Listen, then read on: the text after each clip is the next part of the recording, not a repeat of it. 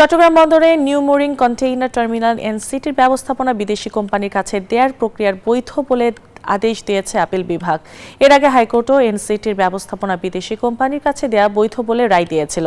সেই রায়ের বিরুদ্ধে লিভ টু আপিল করলে শুনানি শেষে প্রধান বিচারপতি জুবায়ের রহমান চৌধুরীর নেতৃত্বাধীন আপিল বেঞ্চ এ আদেশ দেন।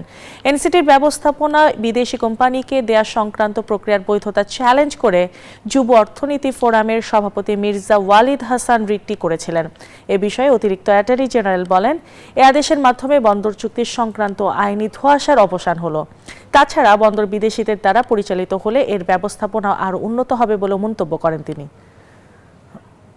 সেটা টার্ন অ্যারাউন্ড করতে সময় নেয় প্রায় 2 থেকে 2.5 সপ্তাহ। On the other hand DP world বাকি অন্যান্য যেসব পোর্টে কাজ করছে সেইখানে সেম জাহাজ সেম মানে ক্যাপাসিটির জাহাজ তাদের টার্ন অ্যারাউন্ড করতে সময় নেয় 2 থেকে 2.5 দিন। নিউ মোরিং কন্টেইনার টার্মিনালটা ব্যাপারে তাদের সাথে আমাদের হয় যে তারা শুধুমাত্র ম্যানেজ করবে অ্যান্ড অপারেট করবেন। বাংলাদেশের বিদ্যমান আইনের কাঠামোর মধ্যে যা যা প্রভিশন আছে সবগুলো ফলো করা হয়েছে কিনা।